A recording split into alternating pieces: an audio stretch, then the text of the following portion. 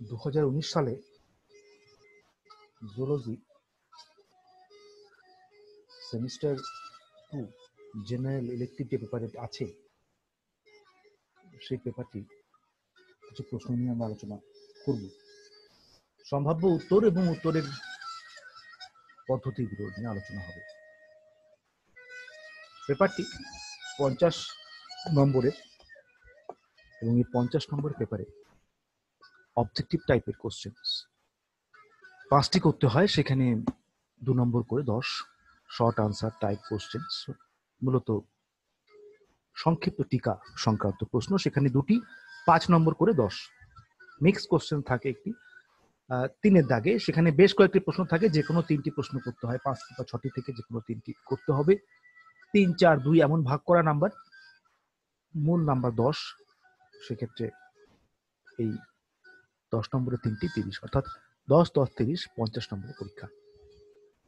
COVID-19 সংক্রমণে বিশ্বজুড়ে ত্রাস, আমরা কেউ ভালো নেই, কিন্তু জীবন থেমে থাকে না। এত বড় সিলেবাস, সেমিস্টার সিস্টেম, তো সিলেবাসটা শেষ করতে হবে।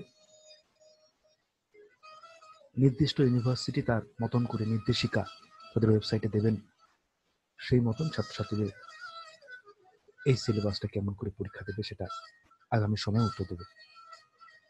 2019-এ যে অবজেক্টিভ প্রশ্নগুলো এসেছিল, তার মধ্যে একটি গুরুত্বপূর্ণ প্রশ্ন ছিল সোয়েট গ্ল্যান্ড। সোয়েট গ্ল্যান্ড কি? এখন সোয়েট গ্ল্যান্ডের যে কথাগুলো না বললেই নয়। কি, কোথায় থাকে, গঠনগত বৈশিষ্ট্য কি, এর কার্যগত গুরুত্বটা কোথায়, এগুলো বলতেই হয়। মূলত ম্যামালিয়ান যে ইন্টিগুমেটরি গ্ল্যান্ডস আছে, যেগুলো সিবেসিয়াস, এক্রাইন, অ্যাপোক্রাইন 3টি ভাগে বিভক্ত, যা যথাক্রমে সেন্ট, সোয়েন্ট এবং তন্ন গ্রন্থিতে রূপান্তরিত হয়েছে। স্মল টিউবুলার স্ট্রাকচারস রয়েছে, আমরা 2 রকম দেখতে পাচ্ছি, এবং তার কাছাকাছি অঞ্চলে সিবেসিয়াস গ্রন্থি রয়েছে, এগুলো সোয়েট পোর্টস রয়েছে।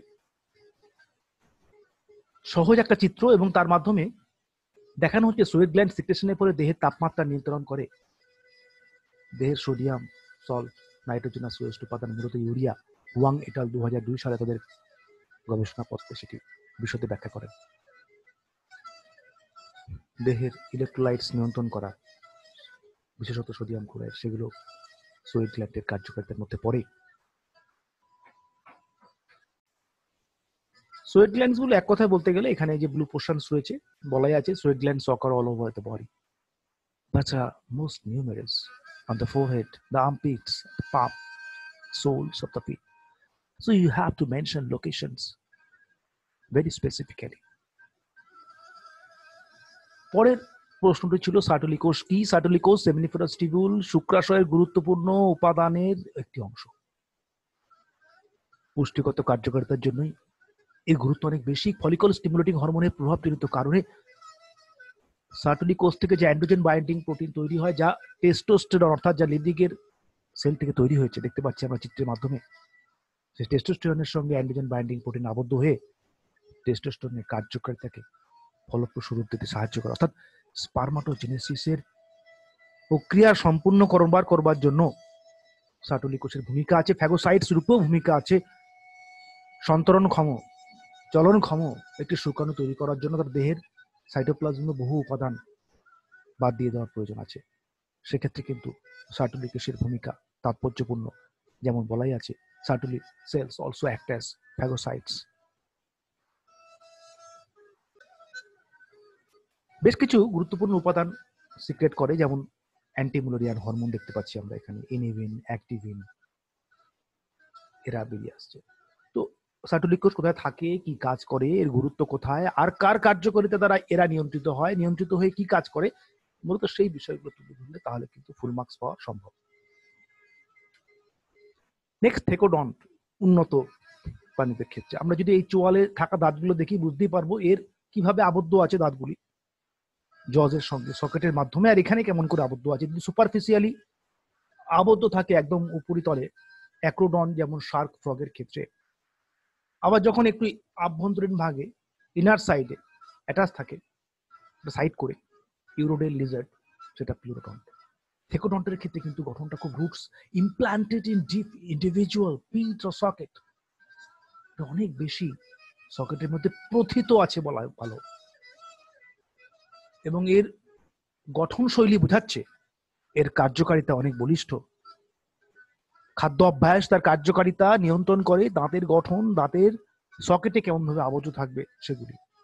থেকোডন্ট এবার এসে গেলে অ্যাক্রোডন্ট প্লুরোডন্টের আসার সম্ভাবনা থাকছে, এমনকি তুলনামূলক ভাবে আলোচনা করতে পারি, এমন জায়গাও আমরা করতে পারি।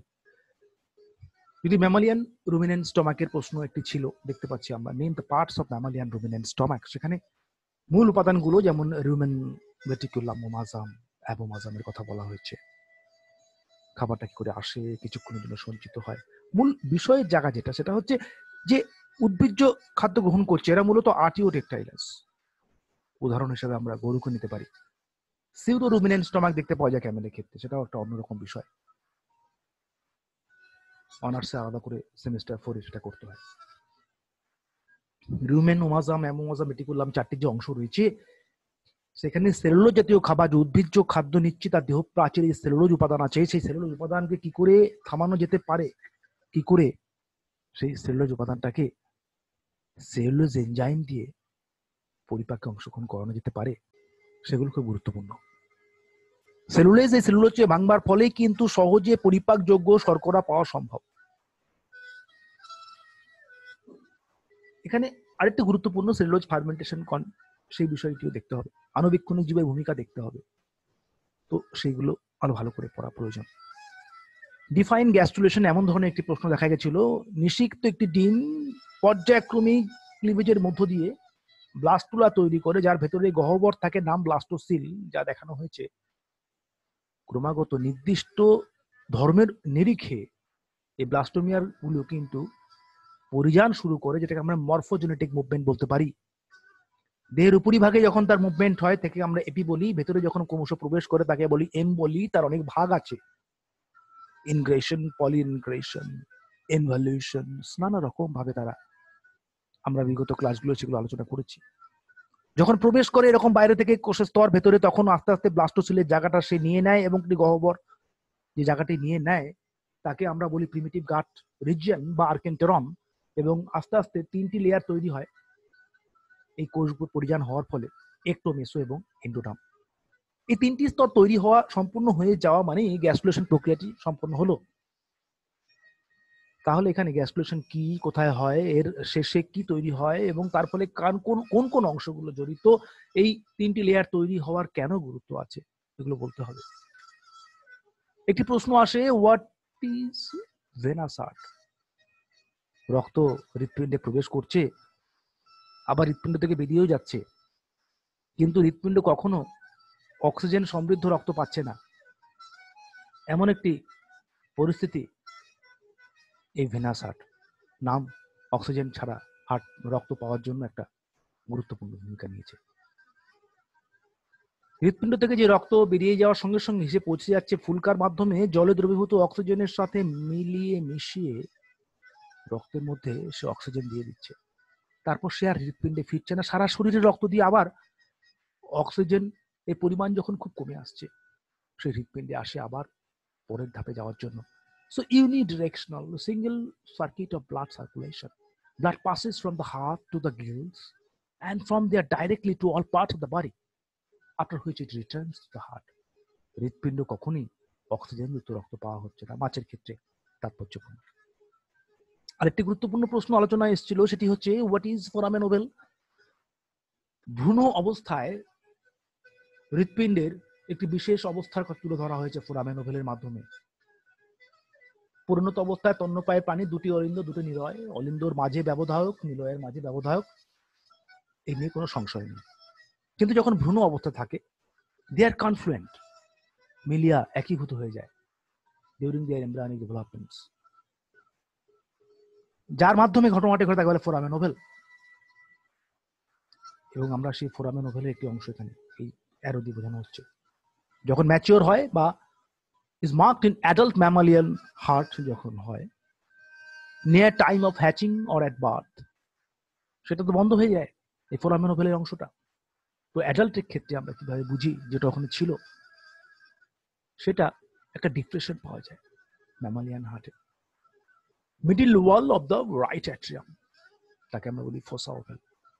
এইভাবে অবজেক্টিভ প্রশ্নগুলো নিয়ে আমরা আলোচনা করলাম, যে প্রশ্নগুলো আমাদেরকে পুরো সিলেবাসে আরো খুঁটিনাটি যে সমস্ত অংশগুলো আছে সেগুলো থেকে প্রস্তুতি দিতে সাহায্য করবে। সকলে সুস্থ থাকুক, ভালো থাকুক। কঠিন একটা সময়ের মধ্যে দিয়ে আমরা যাচ্ছি, সিলেবাস প্রক্রিয়া যেন সহজভাবে সম্পন্ন হতে থাকে। যারা এখনো এই জু বাংলা চ্যানেলটি সাবস্ক্রাইব করনি, তাদের প্রত্যেকটি বলা হচ্ছে সাবস্ক্রাইব করে নেওয়ার জন্য। আগামী দিনে অনলাইন অনেক টপিক সম্পর্কে ধারণা সহজে বাংলা ভাষায়, বাংলা আমাদের বড় আবেগের ভাষা, প্রাণের ভাষা, সেই বাংলা ভাষা চেষ্টা করা হবে জু বাংলা চ্যানেলটি থেকে বিভিন্ন বিষয়কে সহজ করে তুলে ধরাতে।